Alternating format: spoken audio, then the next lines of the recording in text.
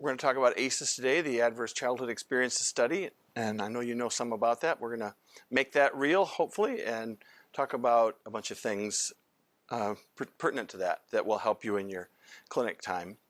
So we'll start with that's where I work at West. That's our clinic on the 3rd floor. We've been there since 2000. We just celebrated our 20th anniversary last Friday that we started our first meeting, and we've now seen almost 5,000 kids, and just working Friday. So we see about six to 8 kids every week. And we have a team. Jim Henry's our director, and he's a social work professor, was a CPS worker for starters, and we have an OT professor, and we have a speech and language professor, and also about 14 staff that are all mostly MSWs, and we do have one OT that's part-time on our staff. And then we also have me, I'm the medical director of one, I like to say.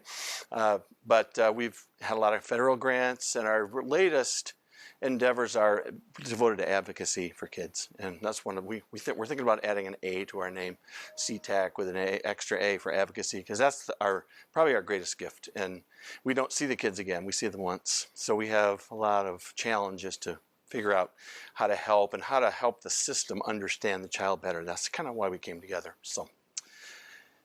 And I was a pediatrician. As Carolyn said, I was in a small town in Southwest Michigan for 7 years in Cass County. Then I moved to Kalamazoo to corporate medicine, which was not fun. I was there for 13 years and got basically let go because I spent too much time with the kids, and which is kind of a good reason to get fired. And I did do a fellowship in behavioral medicine and as adolescent behavior medicine, which helped me then do a full-time practice in behavioral developmental peds. And then I closed that in the late 2013, did a clinic for 6 more years, and closed that in April, mainly because I'm consulting now across the state and country, mostly with schools and docs. That's kind of my mission, to get schools and docs to connect. And our thought is we can do that, and they can partner. We can reduce child welfare entry. That's our big picture mission. So I'm going to start with 2 words. What and if. By themselves, not so special.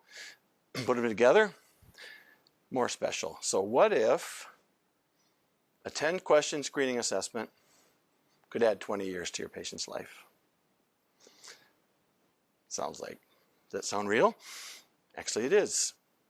Do I have your attention? So 10 questions that could also change your life. So this is going to be a personal beginning. How is that all possible? Well, you're going to find out. So the ACEs study, we're going to talk about in some detail after we start. But this is where the questions came from. And they're personal, and they can trigger some emotional feelings. So that's not my intent on purpose, but it will probably happen. So that's okay, and you can excuse yourself if you need to. Just come back. But they have to be asked. So universal screening for ACEs is our ultimate goal. That's what we're trying to work for now in the medical world. Big challenge. And we're also trying to do it in schools, in daycare, CMH, DHS, and the courts. And it's happening in pockets all over the country, but we haven't been able to get a system that's linked together. And that's really what we're trying to do. So let's return to your clinic. Let's start with, these are 5 personal questions. I'm not going to say them. I'm just going to have you read them first. During your first 18 years of life, and some of you aren't that much older than that, I know, but you're a few years older. This is the first.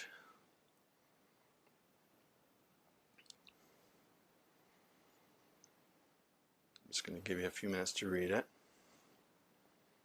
We used to think this was not a big deal. The judges were very skeptical of emotional abuse as a reason to remove children from the home. And it's still that way. Older the judge, the more they think that. And we know now that this is one of the more powerful pieces of the abuse neglect puzzle. Physical abuse, this has always been what everybody has worried about and been concerned about. And our child welfare system still focuses on the event and not the impact. And the event is, was it substantiated? Did it really happen? What happened? All important things, but the impact of trauma often gets left out.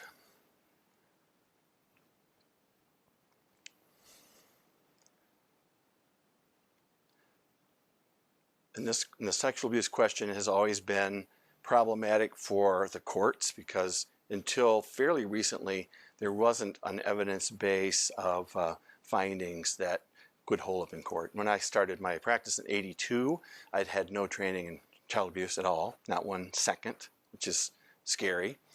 And I came to Cass County as the only pediatrician. So I had to go to court on every case. And I had to come to U of M and do a course with Dr. Owings, who's since retired. He was the child abuse guru of the state, and I went to that course. It was like a 3-day course, and I was able to be an expert witness, meaning I could talk about cases other than the case I was involved in. But because I was going to court every week, I had 210 cases 1 year in my office, 210 suspected abuse cases. So at least basically 1 a day, sometimes up to 3 or 4. I wasn't ready for it. This one also was very minimized by the courts. And judges still will say it's just a neglect case, especially if there's no evidence of like failure to thrive. That was always heavy, but emotional neglect was like, can't prove it, sorry, next question.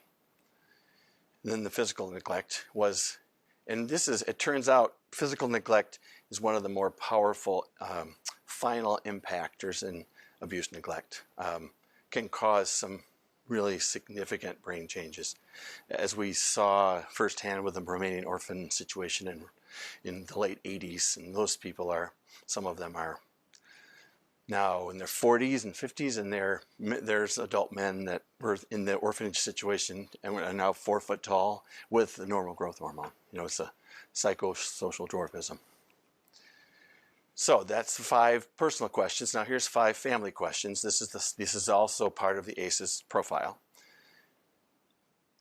And people have argued about this one because the ACEs model does not weigh individual items. Everything's equal.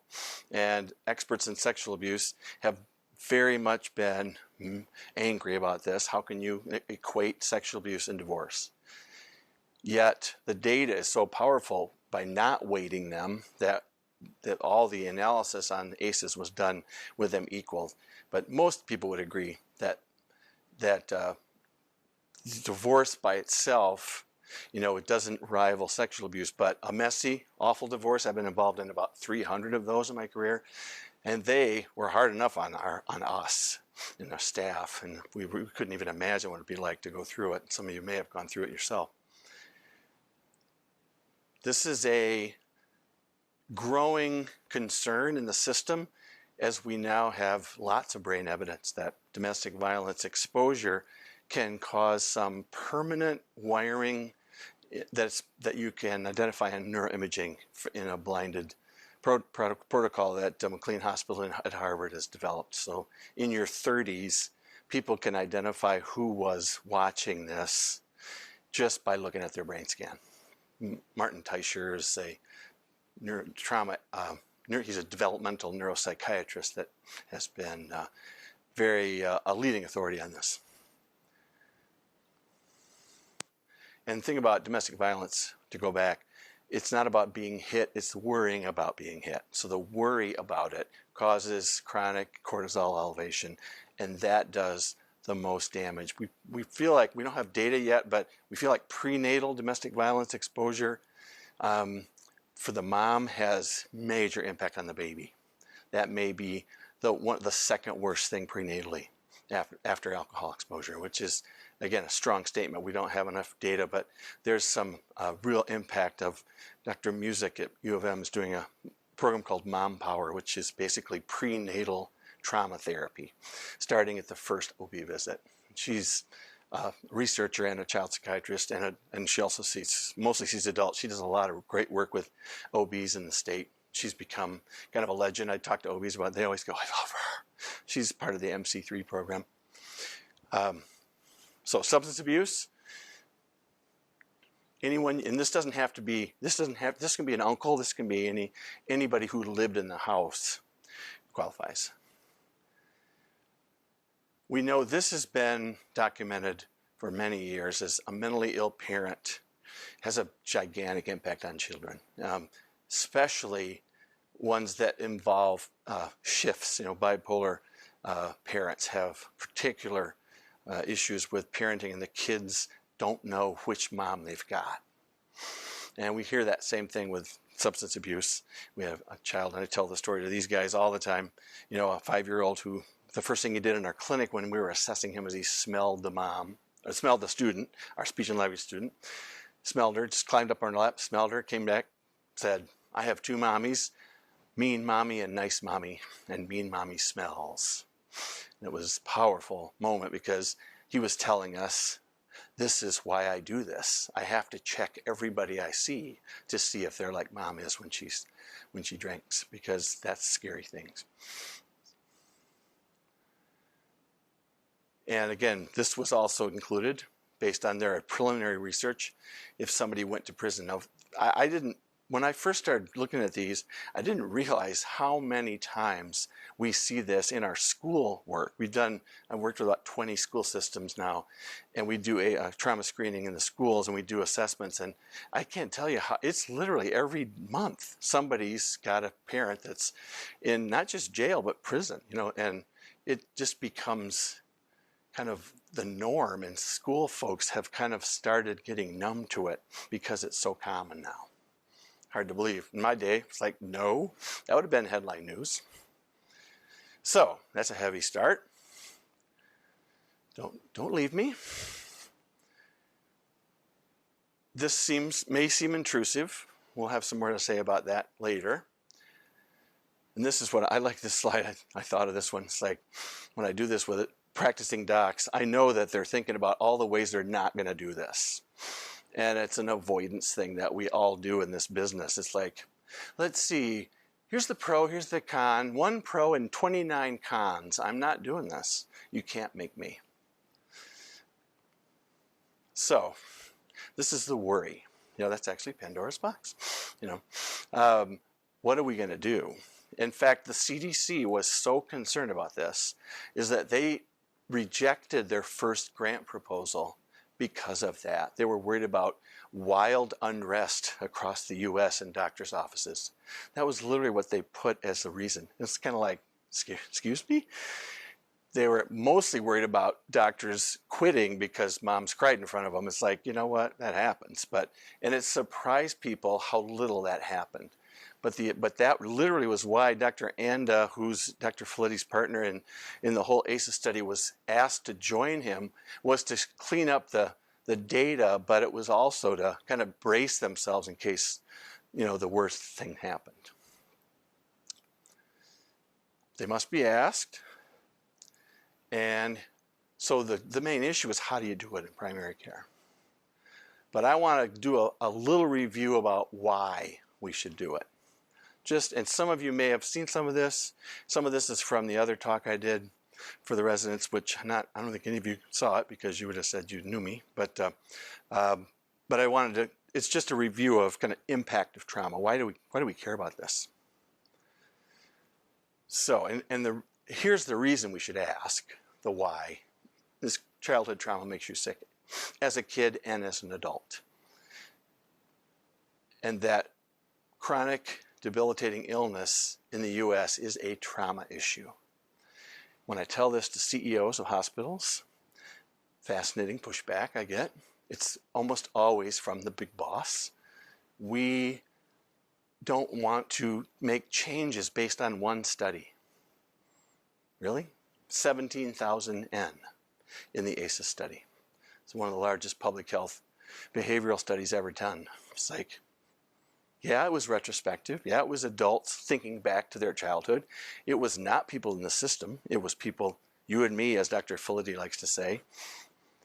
But that's what I've heard. Many hospital people say, we'll wait for the next study.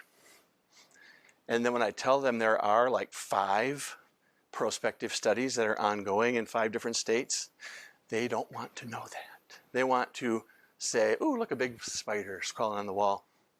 I'm out, because it's avoidance. So, but the problem with trauma is it's not sexy and it's not a money maker.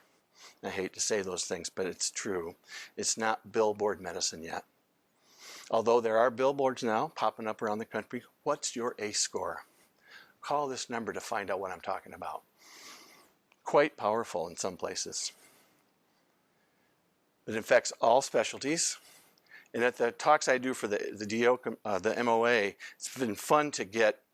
I had a pediatric surgical oncologist come up to me last time I talked and said he wanted to talk to me in person about something that he wanted to discuss. And the last person I thought would ask me, it's like, wow. But oncology folks have major secondary trauma issues that they basically don't want to address. And I was at St. Jude's for 2 months as a house staff back in the day. I was the only house staff there, by the way. That was quite a crazy 2 months. But wow, I learned right then, no way can I do this as a specialty. Those guys just ignore all the bad stuff. They just talk about all the kids that survived. So, intergenerational trauma is another piece of this puzzle. There's just too many secrets in so many of our kids. And I know you see this right now. And it's kind of the herd of elephants in the room. There's literally a legacy of sexual abuse. And we have clinics. In my old clinic, I would see some kids with 3 generations was literally normal. In one case, it was 5 generations, up to a 90-year-old matriarch that was in hospice by the time I saw the child. And everyone said, well, she's the only one that didn't happen to. She's trying to help us. And then on her deathbed, she told her best friend that she's been lying to her family her whole life, and that she was also molested when she was a child. So it's a legacy. And then Jim, my boss, was doing a town hall in Detroit about 6 years ago. And I was at a neighborhood church, and he said I was the only white person in the room, 250 African-American folks, and a grandma stood up, a 75-year-old grandma, and said, Doctor, we call this the curse because we expect it to happen. And it was really a powerful moment because she said, now I know there's another word for it. So if we call it trauma, maybe we can change things. And she ended up helping us in Flint. Powerful. She was great. Grandmas are fabulous. And in Kalamazoo, we had a project, the Grandmas Against Violence, in one of our neighborhoods that was very high crime rate. And they just basically started going on in the streets. And a lot of the men involved said, nobody's afraid of someone more than we are of somebody else's grandma, who we know. That is what gets our attention. And they dropped the crime rate just with that. It was very fun to be involved in that. I just love the signs they were holding. Grandmas Against Violence, like grandmas are. And now that I am a grandpa, it's like, yeah, I can dig that. So, and I said that already. So this is where, when I talk to family medicine residents and med-peds residents and practitioners, they're in really at an advantageous place. Now, you guys all peds? Your family, so that's great. So you have an advantage because you are taking care of often both.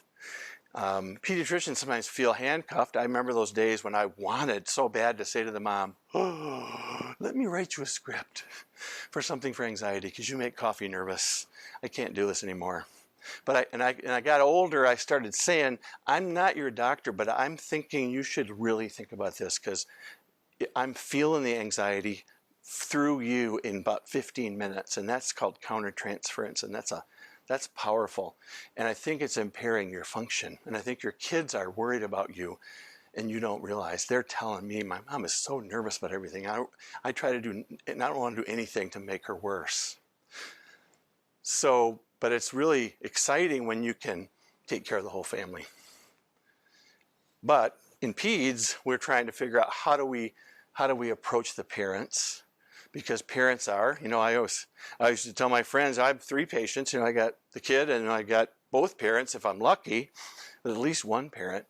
They're also patients, really. And one of my strengths, I think, was talking to the parents. Sometimes I was better at that than I was talking to the child, especially little kids. I was a teenage specialist for a reason. But it really is, this is something, again, powerful statements that I've heard echoed by many folks. It's a public health issue now. It's way past, let's deal with that in our office. I think it's too private to talk about it, openly. So let's do some impact review. So this picture we like to start with because it was drawn by a woman who was severely abused as a child. She's an artist, as you can see. And this was her life as an adult before she realized she hadn't processed any of her childhood trauma. But people didn't know it because she was all that. Walking with balloons, everything's good. But she called it the shame shadow was behind her. And that's what was inside. And every time things got a little dicey in her world, she would fall apart and the shame shadow would emerge. So this is a great way to realize that, wow, this is what you're seeing all the time with your colleagues, with your supervisors, and with, the people in charge, with the parents, with everyone you deal with the target service counter person. When you're frustrated about taking something back and they're attacking you like it's your fault that they're having a bad day, often it's all because there's trauma underneath. So we know it's science, it's not the latest fad, and it's woven into everything. This is what's tricky about addressing it. It's everywhere. And we're trying to get now, the ACEs initiative in Lansing is trying to get business to understand this. Because there are towns in the US that business has led the charge to get a community response. Because the CEOs of businesses are like, so you're telling me that the pains in my you-know-what they have high ACE scores? Wow, that's weird. I had no idea. Because every CEO and every principal and every leadership person says, 90% of my problems are coming from 10% of my staff. And sometimes it's even less. But they start going, so I should probably know about that. Mental health was the first kind of cavalry to arrive at the trauma war. We got this because we're the therapists. We got it all covered. And yet mental health and trauma, they're woven, but there's also a separation that you need to know about. Does every child with severe behaviors really have severe mental illness? We know that's not true, but it's so easy to refer them to a child psychiatrist, not thinking that, they're kind of automatically going to get treated as if they had severe mental illness. That's just because that's what they do. They're not evil because the symptoms are significant. And do you really want 5-year-olds on 3 bipolar meds, which is one of our kind of commonly seen things in our clinic? Do you really want the system to diagnose kids with bipolar and conduct disorder when they're 2, which just happened to us this summer? With a kid, when he was 2, he got diagnosed with ODD, conduct disorder, and bipolar. It's like all 3 things were illegal. The DSM-5 does not allow that. And yet somebody put that in the system. Nobody's come up to me yet and said, Doc, it was me. I did that. I'm waiting because I'm trying not to let go. It was you. Hey, everybody, it was them. But so we have to recognize that some of the kids we see that have trauma really do have severe mental illness. And so that knowing who that is becomes super important. And the psychs now are starting to they're coming to me going, help me do that. Especially general psychs that see kids because they have to. And up north, the only chance that any kid has to see a child psychiatrist is through telepsychiatry. And if you have severe trauma, you don't even know if that's a real person on the screen because they're struggling with if the foster mom is a real person because they have so much dissociation and so much fantasy reality blurring. Like most 3- and 4-year-olds have. That's just, hey, I can fly because I saw it on TV. Oh, wait a minute, I broke my arm. Maybe I shouldn't jump out the bedroom window. I had one kid that 3 times, and the 3rd time he broke his clavicle and decided he maybe wasn't Superman. But he was 4, so what am I going to tell him? School failure, every kid we see, every school dropout that we see, that we've ever evaluated has trauma issues. Everyone. And schools go, oh yeah, it's a given. But yet, they're not going back to say, how can we prevent that? Now they're starting to. How can we use trauma as a prevention mode for that kid? Juvenile justice system and the adult corrections facilities, DOC, Department of Corrections, literally every kid that I've ever had that was in detention or probation for juvenile justice had trauma issues. In fact, we did a study with about 55 kids we saw at our clinic that were in the detention system, and their average ACE score was 8. That was the mean. And I think at least half of them had a 10, which is the highest. And I think the lowest we had was 4, which was just like mind-numbing. It's like, wow. And then we tell that to the courts and they go, so? Unfortunately, a lot of the judges say, that's not my issue. It's like, should be.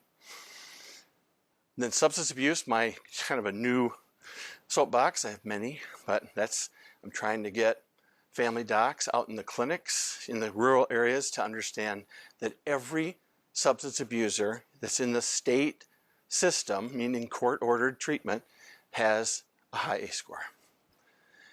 And they don't believe me until they start looking. And I talked to a doctor in Traverse City who has an inpatient substance abuse program, and he said they now have 150 ACE scores, and he said their mean is like 6. And they've never had a 0, and their lowest is 3. I just met him last month, or 3 weeks ago. That was amazing. It's like, dude, give me your card. We got a party. This is really important stuff. Because I want family docs to see the ACE score as a hologram behind the patient's head every time they see them, so they don't get mad at the patient for using. Because substance abuse is still a willfulness choice issue among many. It's not, and the CMH world has failed, I think, in many counties because the directors don't believe that it's really an illness. And they certainly aren't thinking about trauma. They're thinking about, you decided. You made that choice the first time, and I got nothing else for you. But start following the rules, and you'll be fine. And then physical health, which we'll talk about a lot at the end. And then public health. So all those things, think about, that's an incredible list, inclusive. And if that doesn't convince you already, I guess maybe you didn't have enough caffeine today. I know I probably did, because I probably had too much. So, what is trauma? There's a big struggle in the research world right now trying to define this in a research model. And the PhD researchers that we work with at the National Childhood Trauma Stress Network and CTSN, we struggle with them because they are NIH folks and they're rigid and they have that's their mantra. We have to be the one that calls you guys out. Because if you can't come up with a laboratory definition, then how can we do our thing? And it's true, it's hard, because it's kind of like, you know it when you see it, once you get good at this. When you're out there in the new beginnings of your career, it's not always obvious. I mean, it took me a long time after 6 years after I worked at CTAC for every week, I finally started seeing it without being prompted. I started seeing it in my clinic, in a kid I was seeing, it would pop into my head and be going, oh, drama. Damn, that never happened before. I'm starting to look for it subconsciously. So overwhelming events or events that renders a child helpless or powerless. And this is not the final definition. This is something that happens to all of us. And you probably all have had an episode like this. I had a near fatal car accident when I was in med school on a black ice highway going to Iowa City to a basketball tournament. The DOs were all getting together to have this rotator cuff invitational. It's kind of a fun thing. We were all coming together to play tournament, and 3 of my best friends in the car and going on I-80, sunny day, and it was black ice. All of a sudden we 360'd into the ditch and a truck was coming right at us. And I still don't know how he missed us. I made eye contact with him, and it was kind of like, sorry, dude, you're going to die. I'm not, because I'm big. And he missed us, and we didn't say anything for 5 minutes to my friend who was the jokester. It's like, make a joke, dude. Hurry up. And the girls in the back seat were just completely a mess for the next couple of days. But that, when I think about what panic is like, that's my main recall. It's like, wow, if that's what kids with trauma feel like all the time, holy crap, that's really powerful, because I still think of that. And that was the old life flash. I'm too young to die. I'm only 23, 24. So this is what we try to do to prevent. Because when people go through this, folks with buffers, both with family, with friends, they run things by them. You know, when you have a kid in the car and you see something awful accident, hopefully you don't say to your kids, you know, this will never be discussed again, ever. End of story. Because that would just be awful if you did that. No, and kids don't need, you know, a treatise on trauma. They just need to know that it's going to be okay. And hey, if you have questions later, talk to me about it. But I'm just so glad that we're okay. And that happens all the time in the world. But when that doesn't happen, when there's insufficient family support and trauma buffering and resiliency, then you get to the second step, which is everything is now a threat and you've internalized it. And so non-threatening things are now a threat, which is a really weird concept to understand if you've not experienced yourself. Now this picture we use a lot because it was one of the only times that the entire country was exposed simultaneously to a threat to everyone in the country. And the therapists in New York City, when we've met with many of them, because we had partnerships with 4 or 5 programs in New York, and they would say, man, I knew exactly who was going to be calling me that day. All my high flyers. And there was a school at Ground Zero that there was a research project going on there. The school was vaporized, but they were out of there, of course. But the school was the NYU was studying family supports, just totally accidental. And they were able to predict with 100% accuracy which families would struggle the most, which kids would struggle because of the family lack of support. It was quite incredible. This picture helps understand, I think, as to a it's Berenstain Bears, happy, happy, joy, joy. Oh, hopefully you had some of this, a lot of this. For trauma, this is the impact. And it's a great picture because even the balloons are scary, right? And everyone who's not looking mean is looking sinister.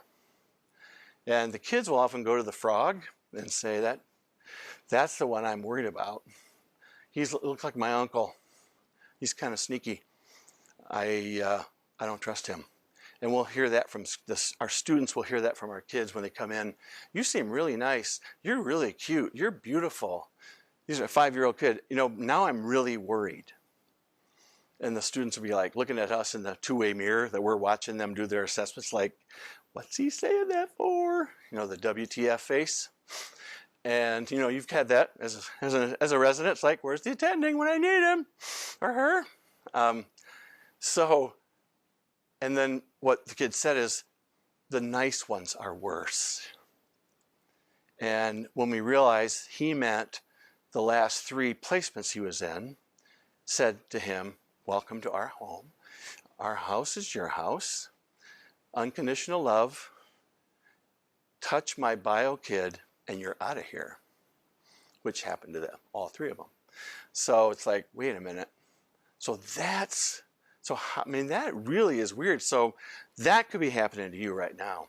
I really like that doctor. I'm really nervous. Like, it feels counterintuitive, but it actually is incredibly common. Does that make sense? So complex trauma is worse than the other types. Complex trauma is things that happen to you from your caregivers. There's much more impact for sexual abuse, by the way. A sexual abuse episode from the neighbor is much less impactful than from a parent, especially a biological parent.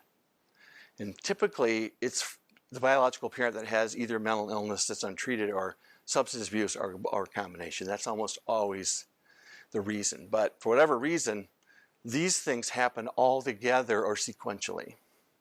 So, and this is hard to put your head around, because this is what the NIH is struggling with, the permutations of this.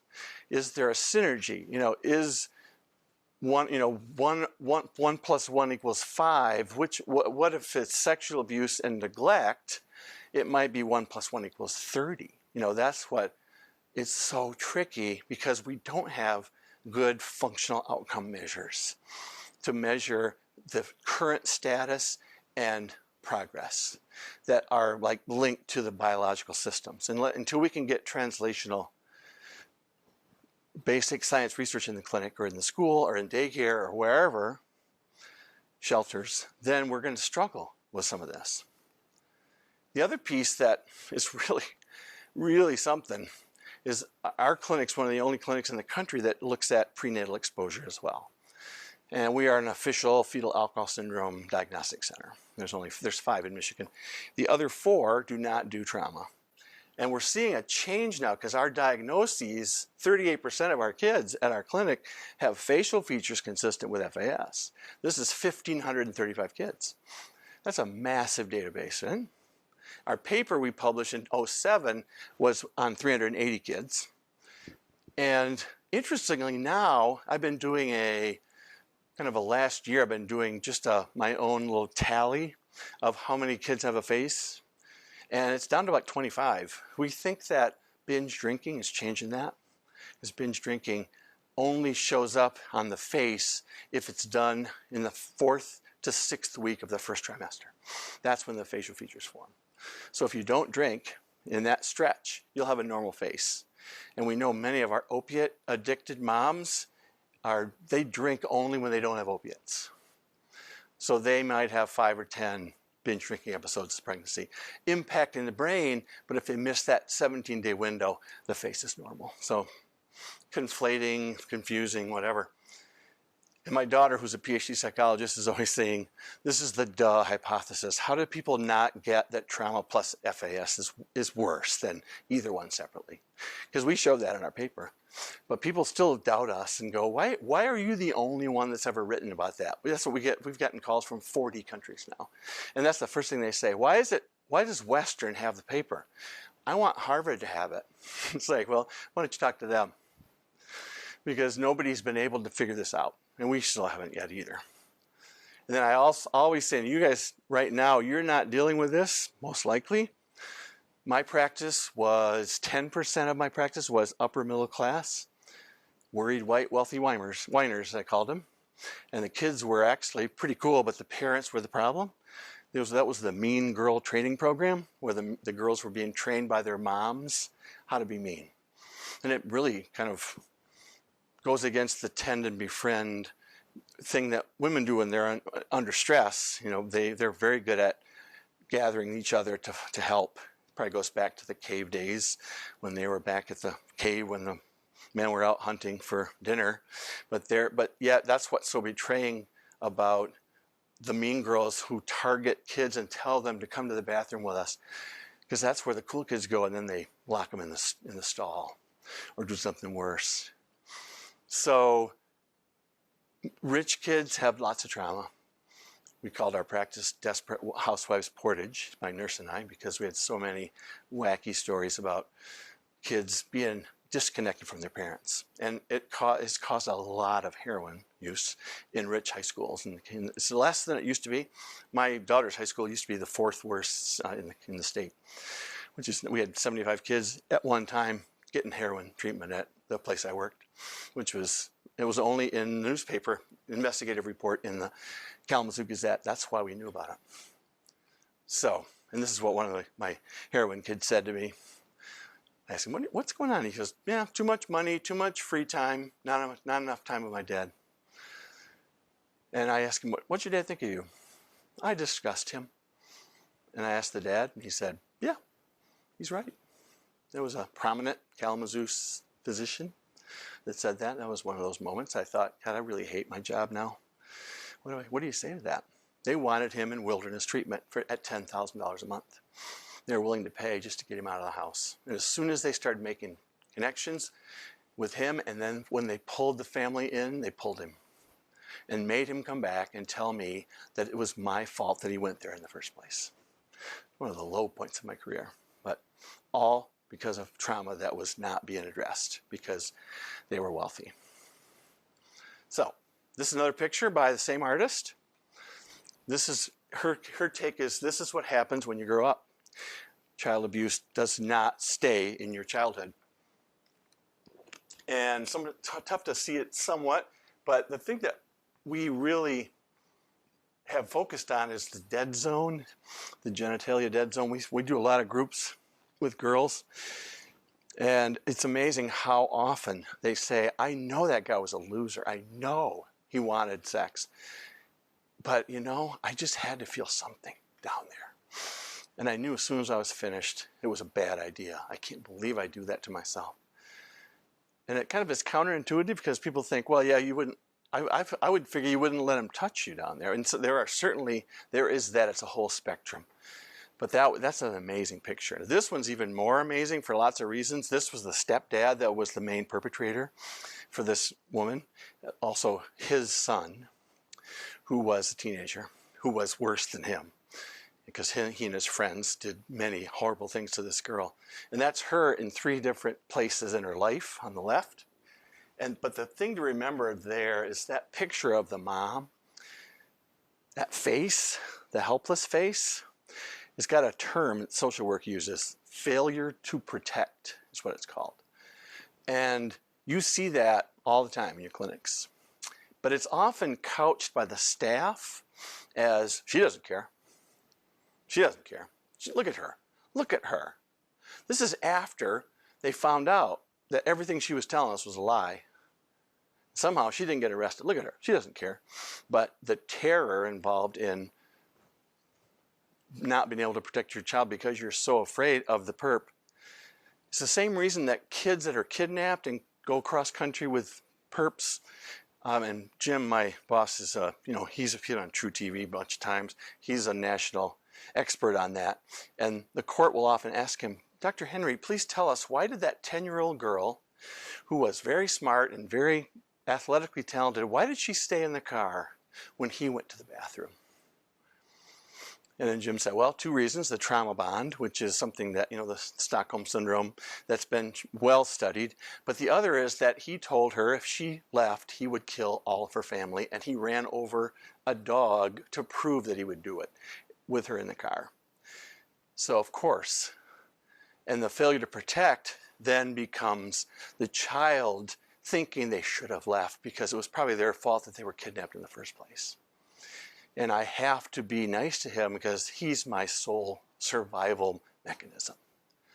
So that's a big, big, big point that I'm glad I got to show you, but it's tough to watch. So the functional impact is staggering, yet, as I often say to experts in trauma, it's not enough to explain this. So we have to talk about these complex issues that you deal with in your clinic across the lifespan.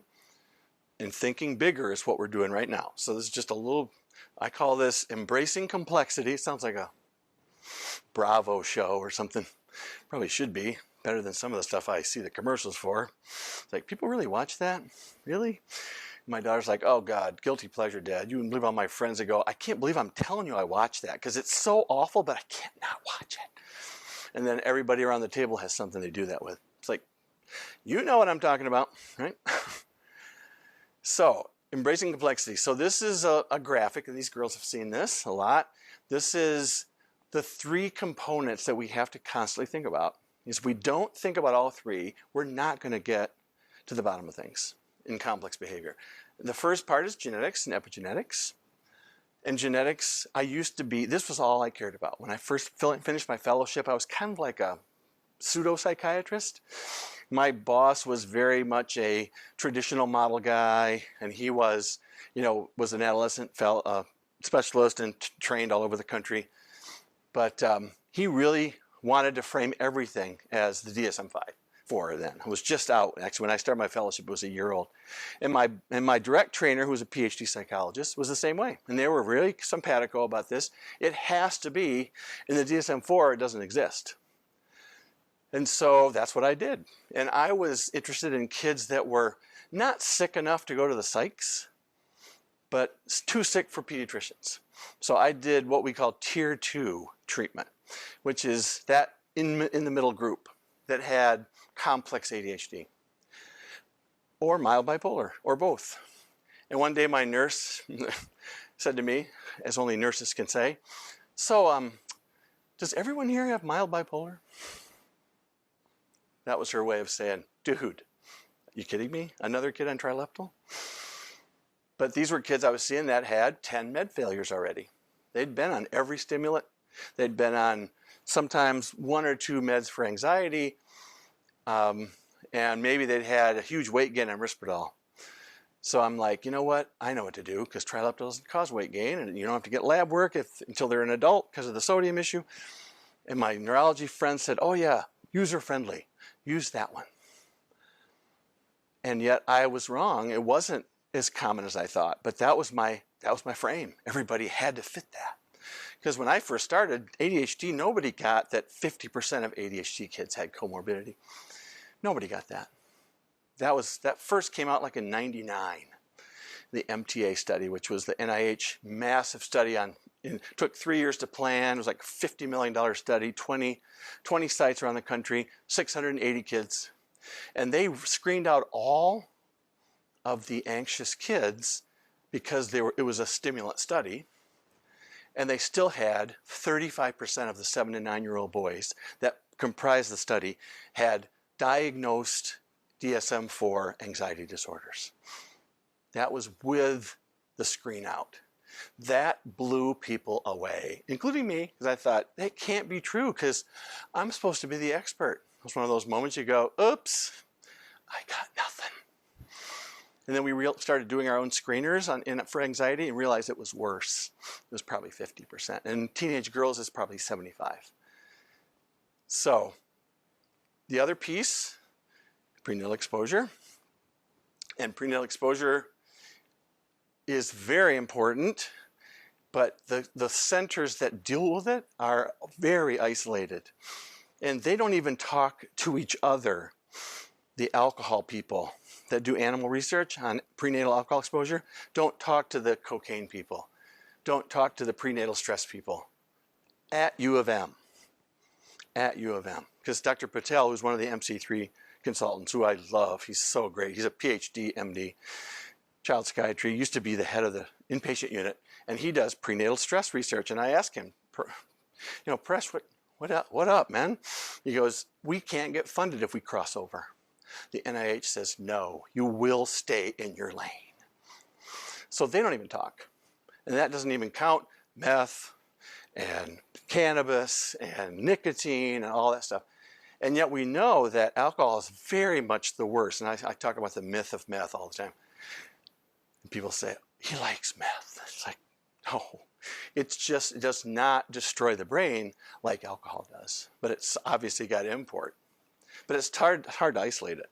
And then the trauma piece. So we know genetics is important. We know prenatal exposure is really important. We trained at University of Washington's clinic, where they still are so disconnected from trauma, it's not even fair. I mean, we've talked to them so many times. And they tell us they get it, but they don't do anything different in their policies. And then the trauma world. So if you look at the same kid, same behavior set, 3 different lenses. So if you look at it through the genetics lens, like I used to, you see it and go, yep, I know what this is. It's complicated. It's complex ADHD or mild bipolar. We're good. Okay, maybe. If you look at it just through that prenatal lens, depending on where you are in the academic center, you'll think, this is like a meth baby or a crack baby or FAS, must be. And in 2002, this JAMA published a study finally looked at confounders to the cocaine crack baby crisis. Because crack babies are doomed was the headline in 39 headlines in the New York Times and Chicago Tribune over in the 80s. And it was the oopsie study for us because it was like, oopsie, we forgot prematurity. Because until 2000, there was no longitudinal data for microfremies and what they looked like at 5 and 10. Hard to believe, but it was true. And also, alcohol. Many, as we found out in our drug court work, many Moms that do meth hate the meth crash the most, and they'll start doing opiates to deal with meth crash, and they'll do alcohol if they don't have opiates. So all of a sudden, crack babies were not doomed. It was quite bizarre. And then, of course, the papers printed retractions on page 38 in the corner. Oh, by the way, we were wrong about those 39 headlines. So, in the trauma world, it's like, we got this as complex trauma. We just told you how hard that was. So forget that other stuff. And that really impacts when you start going, so you mean you can't have ADHD and trauma together? Talking to PhD purists, they say no. Those doctors suck. They've been missing this for their whole life. They're literally angry. And I'll get like finger points and chest butts, kind of back me into a wall. How do you live with yourself? It's like, really? Did you not read the data on ADHD kids? And they have a 5-fold risk of physical abuse just with the diagnosis, because they're hard to take care of. They are hard to parent, especially when we have literally made it our life to not treat them when they weren't in school. That still is a mantra that I can't believe I'm hearing. Oh yeah, we don't use it on weekends. Who said that? Oh, the doctor said that was fine. Did he really? Did you tell him you weren't doing it? Well, yeah, I think I mentioned it. Okay, now I'm not sure. Call the doctor. No, I had no idea. No wonder they don't come in for refills like they should. And they also don't treat after school. 4 to 8 p.m. is when I shouldn't say most, a substantial amount of abuse neglect takes place between 4 and 8, especially reactive anger and abuse that way from the parents, because that's when the kid is not treated. It's like, wow. And so the trick, because when I went to CTAC, I started realizing that the kids that were really hard they were the kids I used to see in my practice. They were complex kids with normal families. It's like, whoa. So you add that? I lived that for years, and I knew how hard it was and how many years I spent helping families and coaching them and supporting them, trying to get the kid out the door, at 18 or whenever. And then now I'm sitting there going, wait, what if that kid that I'm thinking about in my head had prenatal exposure and trauma? Oh my gosh, the triple whammy, we call it. That has to be worse, right? It has to be worse. And yet, why isn't anybody talking about it? So, the trauma genius said, no, this is integrated. So integrated is me. This is me on Fridays at CTAC. I'm seeing all the kids, and I'm trying to get all these things factored in. But I realized that I don't know how to do this. We don't have data on what to do. We can report it in a report and say this is all important, but, get back to us later when we figure this out. It's crazy. So that, as if you needed more complexity, now you're completely overwhelmed, but that's okay. Got to be there to start the healing process. Everyone's negative about meds now because the data is so clear that foster kids are way over-medicated. In California, it's 10-fold more. Their data was so awful I couldn't get through the report the first time. It was just depressing. 10-fold more meds for kids that control population, which was non-removed kids. It wasn't kids that were, with rich families that had 130 IQs. It was kids that weren't in foster care. Wow. Stress is not all bad, we like to say. Without stress, none of us would develop. My sister-in-law told us when she was pregnant, first time, 42, said, my child will have no stress. And I thought, I got a thought. You're the mom. I rest my case. There will be stress. And she was very set in her ways, 42-year-old CEO, ran a television station. She was very powerful, 4'11". Yeah, she's the opposite of my wife. And yet, wow, she literally, talk about helicopter, she was Marine One. She was so hovering. that kid couldn't do anything. She carried him in her front carrier every day while she cleaned.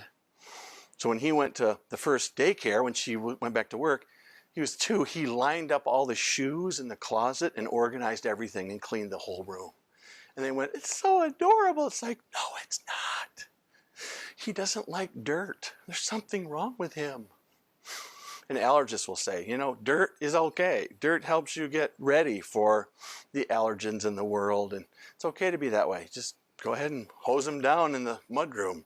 That's why they have those. It's what farmers have always done. But so positive stress, the normal stress that you're trying to get to that goal. I'll talk about that with the resiliency lecture later. As you watch kids try to climb on the couch and they just are so intent and they're so excited and they're just grunting and oops, they farted. Oops, they had a bowel movement. You know, they're going to get up there. And when they get up there, it's like, yes, where's my Mount Everest flag? I did it. I did it myself. As my oldest granddaughter would say, I did it myself, Poolie. I did it myself. It's like, wow. And then when I got to I'd go from that the next day to my clinic and a 2-year-old being 2 and was yelled at by mom. If you fall, I'm not taking you to the doctor, as she screamed at him in front of me. And I went, ooh, that's best behavior. He's 2. She's embarrassed for his behavior because she's already had her kids pulled at least twice.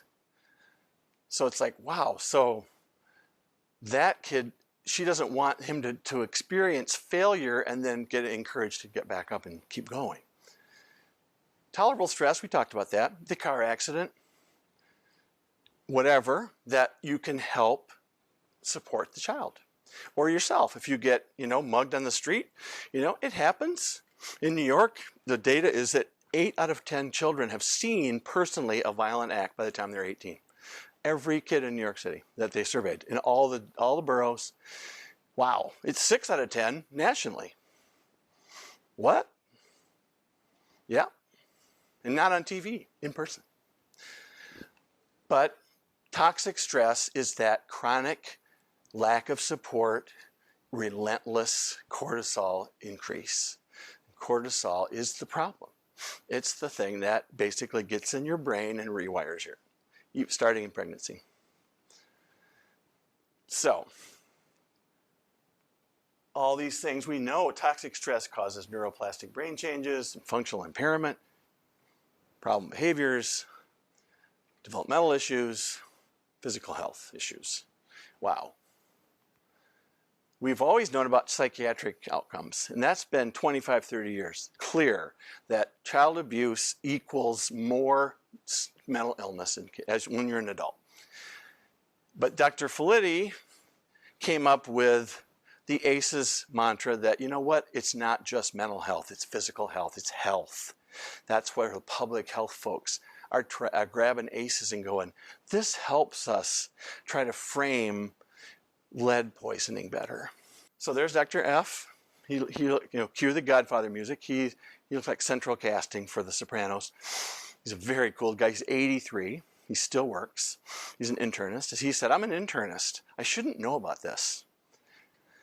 But he single-handedly put this together. I mean, I can't tell you how amazing that is for an internist to do that. It's just staggering. He was director of Preventive Health, or Preventive Medicine at Kaiser-Permanente in San Diego. So the ACE population was literally all suburban San Diego folks that were from 26 to 94. I don't know how a 94-year-old got in there. It was supposed to be their insurance physical was how they got. But he started with obese patients that were dying of their obesity. That's where he got the idea. And they had an inpatient program there. I don't know if I have a slide about that. He was developing wellness programs. And so these were, his first client was 26 and she weighed 450 pounds. She was 5'2". And she already was in multiple system failure. And she was told, you're going to die. You're going to die within 5 years. And so she went in. It was a inpatient. And they didn't eat for a year, which is crazy. They had a supplement, 450 calorie supplement. And but he noticed that the failures in the program had one thing in common. sexual abuse as kids. They gained all the weight back. Some of them lost 250 pounds, and within 3 to 6 months, their weight was already gained back. They couldn't handle being thin. They couldn't handle being hit on. They couldn't handle being whistled at. And they'd say things like, who knew that obesity was my safe place because no one would bother me? And he showed a picture of the first lady, and then the after picture. Wow, she was beautiful. Not married, but she had guys just bringing her their room keys saying, meet me at lunch, you know you want this. She was just absolutely, and then it turned out her grandpa had molested her for 10 years and her mom did not believe her. So that's when he started saying, okay, so let's send a questionnaire to all those obesity patients, 380 I think there were, about trauma. And he got a psychologist to help him. And they kind of sort of had a rough version of the ACE.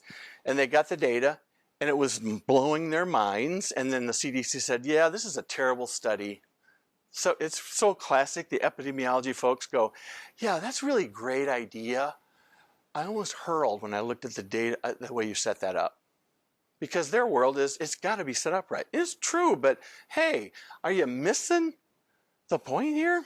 But they did send Dr. Anda to work with Dr. Felitti. He's an internist as well, but he was interested in emotional determinants of physical health already, and he was also an epidemiologist. So he came, they partnered and came up with a new questionnaire. They buried it in the health forum that they were requiring everybody to do. And Kaiser-Permanente was the first place in the country to have medical records automated, them and Harvard. So they had this ability to do this online at home because they were convinced that at home was the key. They wouldn't fill it out the same way if they were in the office, especially if they were in the room with a gown on and exposed. So they just let them do it at home. 175 questions, 10 of them were the ACE questions that I already showed you. So, yeah, I already said that. And then again, CDC was worried about being overwhelmed. And they offered this to 26,000 patients, and 17,000 filled it out, which is also quite incredible when you think about it. So like I told you, you and me, that was the population. And then this is great. I love when he says this. He saw the initial data and went, this can't be true. Otherwise, I would know it already. That's such a doctor comment. Oh my gosh. And I know you'll say that sometime in your career. That's kind of when you know you're kind of in charge of something. It's like, I can't believe he just said that. Just because I don't know it doesn't mean it doesn't happen.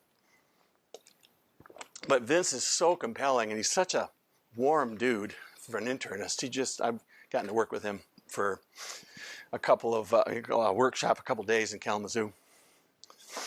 So, and Dr. Anda wept when he saw the data. Thanks for coming. He wept when he saw the data. And Dr. Anda is like about as emotional as a turnip. You know, he's very internist. He's the opposite of Italian Felitti. He said, I'm super emotional, but he said, I mean, I've seen him cry on stage when he's talking about it, because he said, I can't believe how bad this is. And that was 95 when he saw the data the first time. The published article was 98. I didn't hear about it until about 2005. I'm still embarrassed that I didn't know about it. 7 years. And we were open 2 years later, and none of us had heard about it because it was just kind of obscure. And still, the medical systems are still throwing up barriers. So, the ACE score is like a cholesterol level for child trauma. It's really what it is when you think about it. And that's how powerful it is because the data correlates are so good. 0 to 10, 0 is only 30% of the original sample had a 0. And those were not street people. Those were people not in the system. And that was astounding when you thought about it. And again, equally weighted. They didn't weigh them heavily in one direction. These are the questions you already saw. And you'll have the slides when I'm done. But here's the breakdown.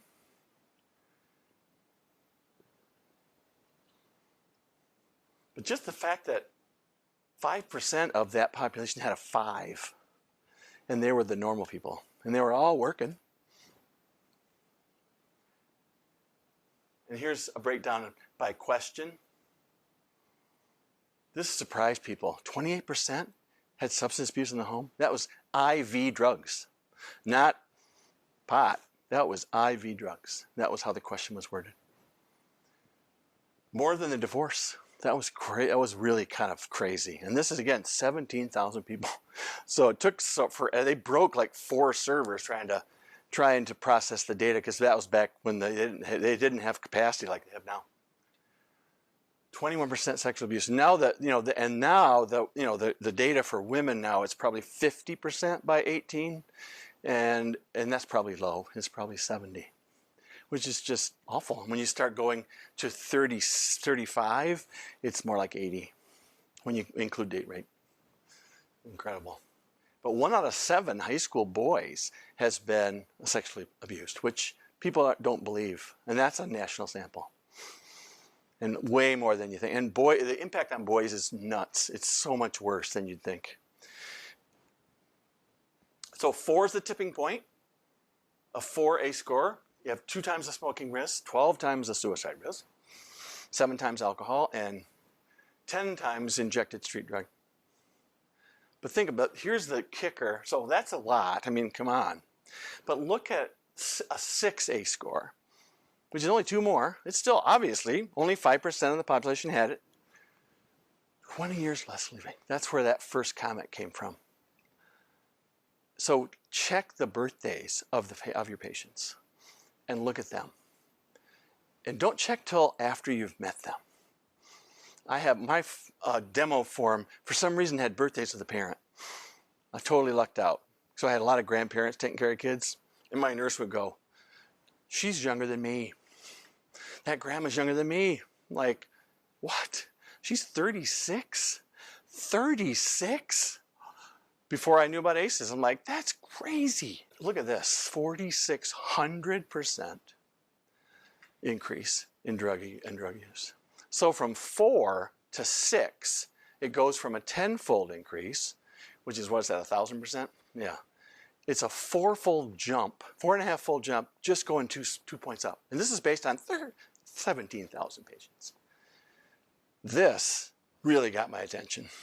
And when substance abuse treatment people tell me, in charge of the state substance abuse programs, tell me I can't use that data in anything I want to do with them, they will dismiss me out of hand if I use that number. It's like, why? Because you don't have any proof that doing anything about it's going to matter. That is the worst bureaucratic non-answer ever. We don't want to take time to do pilot programs unless they've already been proven to work. So these things are all on a graded curve. The higher your ACE score, the more that you see it.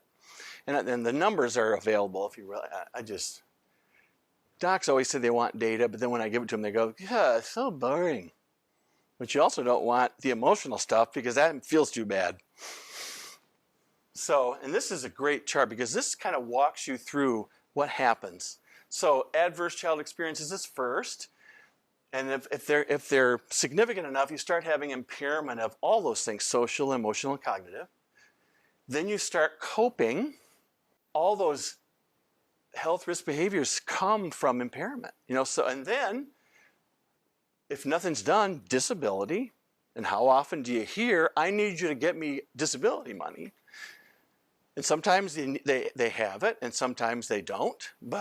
And then if you don't do anything, then death.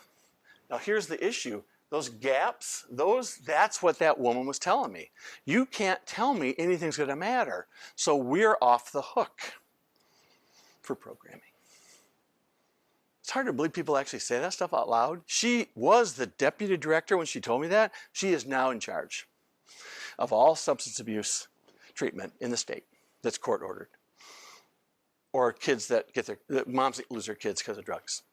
And we worked for 6 years in 2 counties with 2 Fed grants that were drug court. And it was basically trauma-informed drug court working with the parents. And every mom we saw, we assessed many, we interviewed 100 and some. Every mom in our experience had sexual abuse as kids. Every one that lost their kids because of drugs. Everyone. One was adamant until we looked at her file and realized she had 5 substantiated abuse claims, which was powerful and mind-blowing, right? So, but this is really a good, for a lot of reasons, but it's the progression and also all the things we got to work on. How do we figure this out? Because common sense would say, well, we can't do nothing because we don't know what works. This is where we have to do creative pilots, like what we're doing here. Very exciting to work with these 2 amazing women. This is my favorite day of the month. And people think I tell that to everybody. This is not even close because I know I'm working with you guys. And this is teach a man to fish time. Because I'm old, I'm 66, I can't do this forever. I got 5 more years in me, I think, full time, I'm hopeful. But wow, this should be everything, no matter what your specialty. So this is even more, this is wild. He's now working on a project with 28 internists. He hired 30, only 2 have quit, which amazes me. All they do all day is do physicals. Look at that, 440,000. That was as of 2016. Now CDC can't crunch the numbers yet. They're really struggling with this. So over 8 years, they all did the questionnaire, same model as the other ACE study was. But the docs were trained, and this was tough because internists and pediatricians are the 2 worst at interrupting during the chief complaint. There's been several videos. How long does it take a pediatrician to interrupt? I think it's 11 seconds. I think internist is 13, something like that. Mid-teens. Wow. So they were trained to ask this for every positive ACE, and they had the printout when they saw the person because they did it at home. It was all ahead of time. And of course, they did everything else. He didn't just do this, but one of the part of the visit was ask them, how did that positive ACE affect you as an adult? And don't do anything but write it down. This was hard. They really struggled with this. They were mad at him. You're just mean. This is handcuffing me. He goes, no, you have to do this. Humor me. There's a reason. So the patients, relieved that somebody had asked. Surprised. No doc has ever asked me that. This is the kicker. You can't make this up. Well, they didn't feel judged. A lot of them didn't tell their family, or the family was angry at them because they told. These are like adult siblings. And we see this a lot with ACEs in the office. Like, you told them? We promised. We pinky swore we weren't going to say anything. How dare you tell? It's like, well, why don't you tell? Because you have more than I do, and I know it, you know it. But here's the kicker. Look at this. You can't make this up. No treatment was done. Just telling. Dropped pain-related office visits 35% in the next year.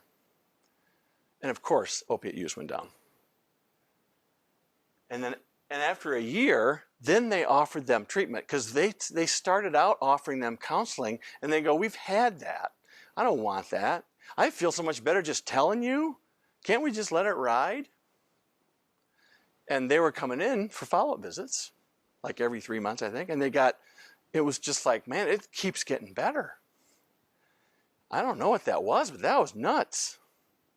And we hear that all the time in our kids at CTAC. When they come in, we tell them, especially our teenagers, we see about 1 to 3 residential kids every week. And some of them, one kid we saw 2 weeks ago, was that he'd been in lockup since he was 7. He's 16, 9 years. Just awful. It's like, and he was such a cool kid. But we said to him, the system thinks they know you and what you're all about. We know they're full of crap. We want you to help us explain you to them. And the kids will go, are you high? They'll say it to Jim, like he's an old hippie.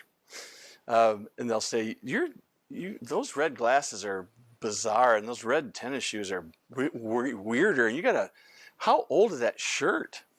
He's got a Richie Havens signed tie-dye shirt he still wears from a beat shop. You know, that's just, but it's a little too holy. Jim, it's like, you're not a holy man, but you are today once you wear the SeaTac tie-dye. But they'll say, you know, I want to party with you because I actually think you mean that.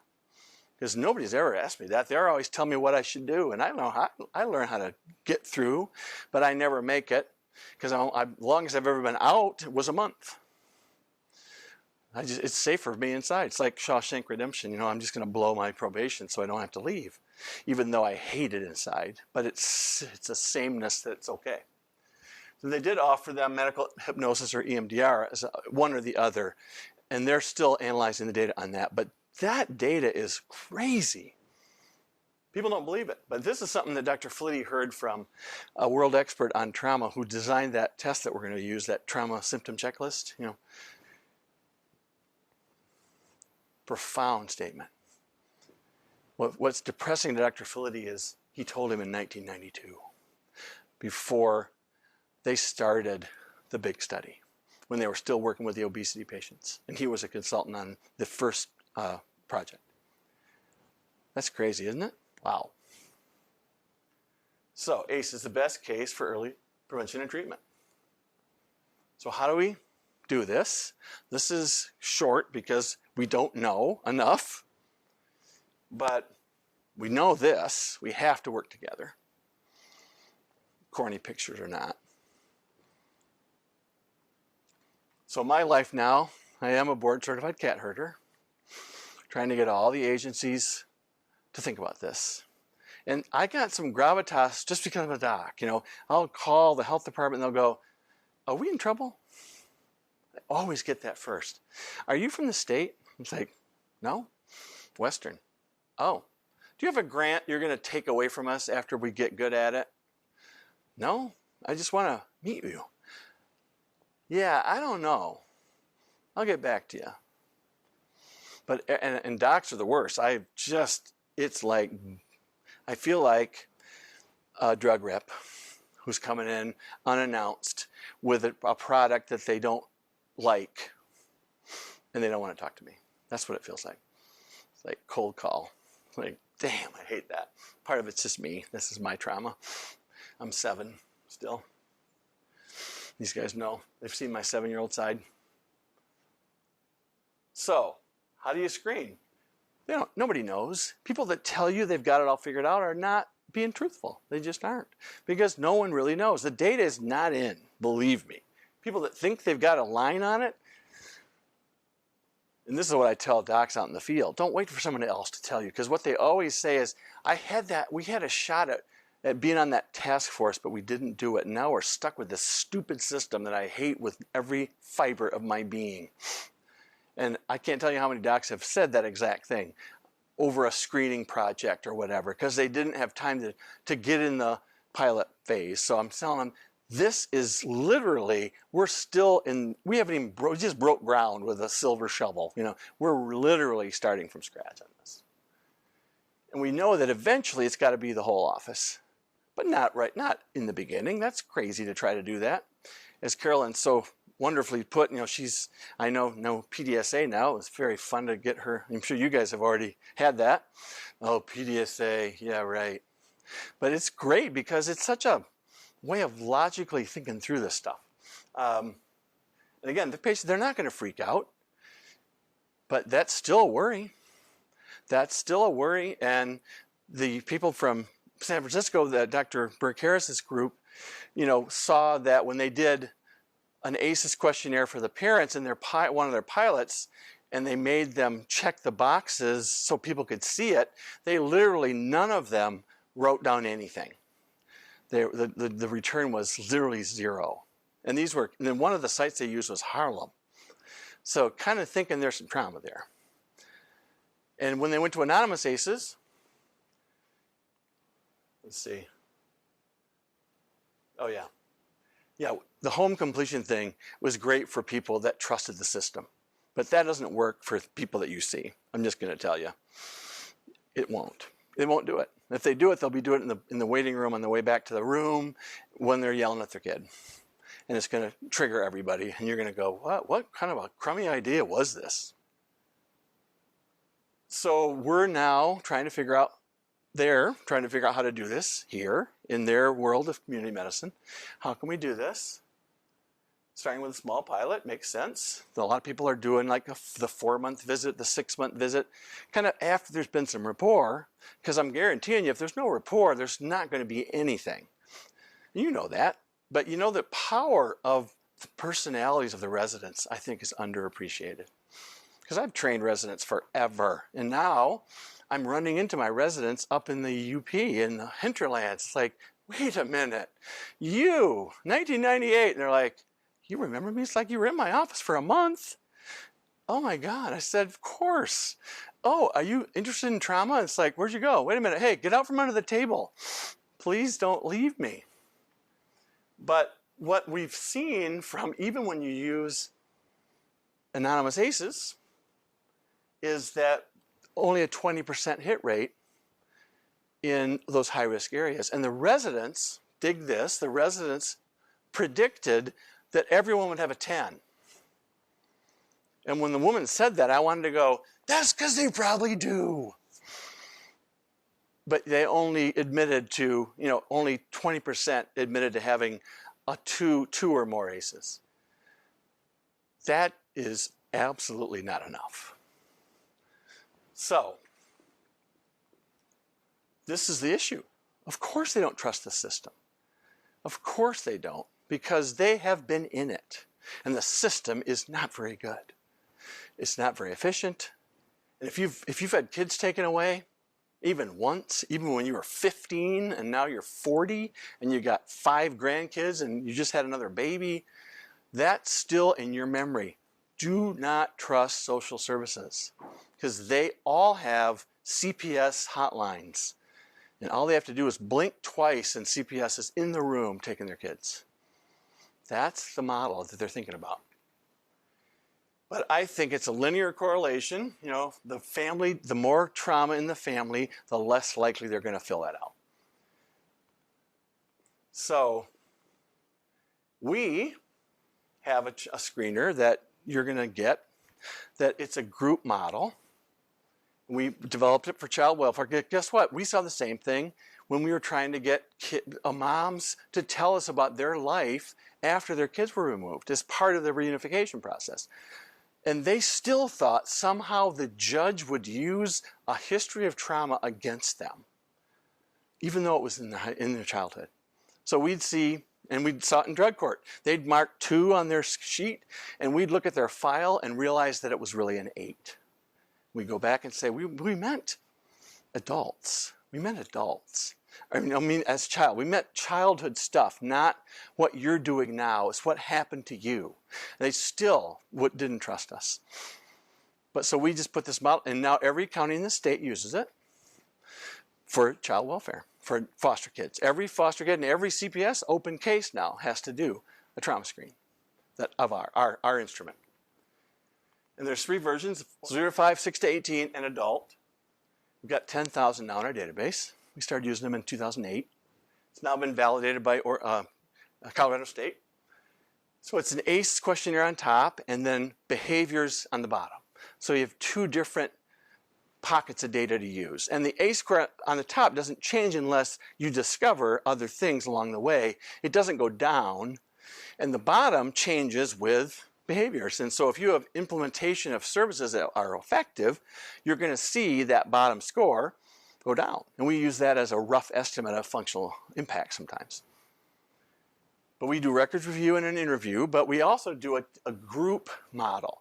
In the schools, we have 10 people sometimes sitting around the table, and they all know the kid, and they all look at the list and add something to the group effort. It takes about 10 minutes to do one.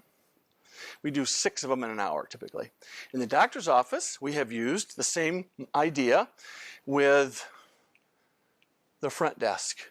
Always include the front desk. They know more about the patients, way more than you guys know. The receptionists are very pivotal, I think. We found that. The school secretary and the receptionist in the doctor's office. And the nurses, practice manager, anybody who's worked there. We've had lab techs do it because they've been there forever. And they started out as a working as housekeeping, and then they got their school done, and they've been drawing blood, and I went to school with her. Amazing. Even in a big city, a lot of crossover stuff. So an 11 score qualifies you for an official DHHS trauma assessment at a DHHS approved site. There's 10 of those. We trained them all. We were the first, and we were the only forever for 17 years. And the courts are using it, some, and CMH is using it, some.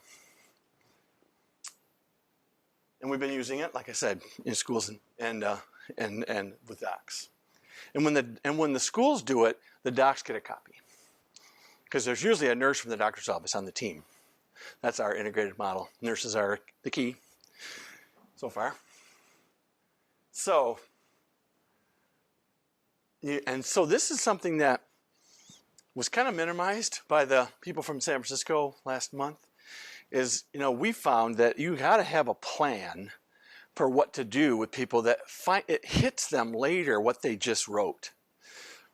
Like, wow, I just read what having a 6 means. I just read that means I'm living 20 years less. And so what happens is there's anger from the patient, often at their parents. How did you let this happen?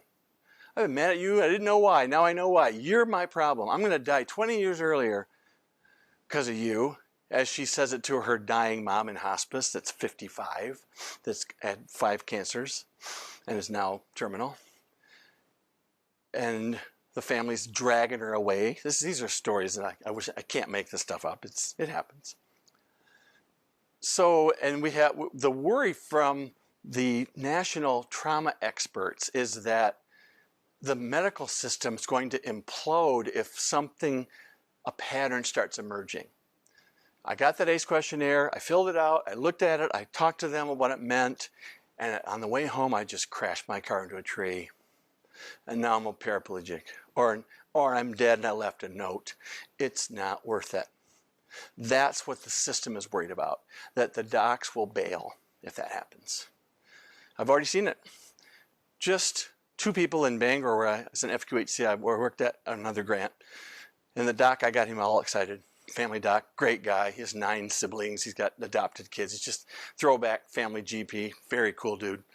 And he started giving them out. He had 53 the first month. And the lowest score he had was the 3. And his average was like 6. And this was a rural place, migrant health clinic. And 2 people called in complaining that damn doctor gave me that damn form and I got fired from work, one of them said, because they went to the boss and said, hey, I need extra vacation, you blankety blank. So if you don't give me twice the vacation the other guy gets, I'm quitting.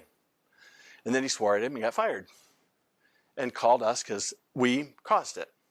And then another person got estranged from the family because they went off on Thanksgiving, about all the family members, using the ACE as their, this is why I'm right. So the business director in that clinic said, ACE questionnaires are banned forever. And didn't talk to me, didn't talk to anybody except the staff, didn't talk to the boss. She would have said, what? And after a while, this person got enough people siding with her, they decided, yeah, maybe we're not ready. Let's not say forever. Whoa, really? So it's important to think about it. A written policy, community helpline. If you have integrated behavior staff, then it really helps because you can have somebody go in and do a post-ACEs, debriefing that day. That's not practical for faculty. Now, might be practical for you guys to do it, I wish. Because you're, knowing that it's not a model that's sustainable, but, hey, this is an apprenticeship, When you're doing a blacksmith apprenticeship, are you supposed to do the same volume of work that, the master blacksmith does? Or the plumbers, they don't do that. Just start small. I'm trying to make it too easy, I guess. But then really there's got to be a referral system. But yes, remember just them telling you. Think about that, 35% less pain-related office visits. It's crazy stuff. But this is really what I'm hopeful that you'll see that this should impact all your decision making. And again, there's the hologram idea. Everybody should, oh yeah, she's a 6. And literally, it will start happening. Because this is what we find. Empathy goes up. In the substance abuse world, primary care offices, when we start talking about trauma, the front desk goes, I had no idea that she had all that happen to her. I've seen her high like 5 times and she scared me to death. But this changes everything. I sat next to her in math class. I did not know what was going on. I was wondering. And she had a baby when she was 13. So math class in 7th grade, she disappeared, never to come back until she reemerged at the office 10 years later. I haven't already lost 3 different kids that she had when she was a teenager. So, trauma-informed care is coming. That's even a more, this is just literally the tip of the iceberg is doing the screens. But how do we get the whole model to change? And we can't do this in a linear way. And I'll talk about that in the resiliency talk. The only way we do this is building resiliency everywhere we can, in everybody, kids, families, and the workforce. And all the partners have to work together. It's not just a slogan. It's literally life-saving. You have to do this together. And communities are now starting to get that. And the docs need to be at the table. What happens a lot, the communities offer, doctors say, yeah, well, I'll try to send somebody. They don't come to the first meeting. They're off and running. And they're always getting information secondhand. They're not at the table. I've seen that at least 5 different communities. For whatever reason. It's like, it doesn't sound important to me. It's like, doesn't it? Wow. Okay. And it can't just be the CEO of the hospital. Now that's okay. The fish rots from the head. We know that. Always. But it's got to be rank and file folks somehow. Even if it's a care manager, nurse. We use them for a lot of things because their job is to connect with the community. All right. In our models, we're doing this. I'm excited about this, like you have no idea. The other project is cool, has potential. Central Med School now has trauma training starting the day you walk in the door. In not just medicine, psych, public health, PA program, speech and language, and they're doing teams. They're going to have teams, trauma learning teams with each of those specialties represented. They're going to do a one day a month, one afternoon a month for 2 years. Go to different places and then process with a rotating faculty person. That's brill. That's totally brill. That's what changes things. The ACE Initiative is doing some amazing stuff. They're really trying to do a trickle down. Get everybody that's not typically there involved, like clergy, daycare, business. And then we're really excited about our school pilots. But it's pulling teeth, getting people to do it, because all it takes is one person with prominence to say, no, I'm not doing that. That is a waste of our time. I liked it better when we didn't know. Why did you open that damn Pandora's box? That's what I get sometimes. It's my fault, which is fine. I'll own that. And this is my latest and most ambitious project, but it's actually maybe going to happen in Marquette.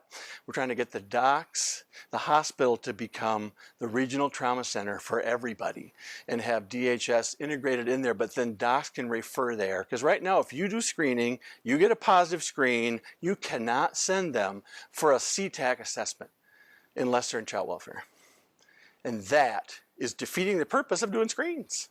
It's like when autism screens started happening and there was still only 3 centers in Michigan, people were mad because they couldn't get in. And they thought it was great because it wasn't just U of M. It was U of M and Henry Ford and DeVos. That was it. We were the 13th center at Western. Now there's 14. And we still have a 6-month waiting list. But part of it was there was no way, they didn't thought of any of this when they started doing the screen. So that's very exciting to me because, again, I got to do something big before I get out of this, but that's going to hopefully be it. So that's it. Just remember that. We're all in this together.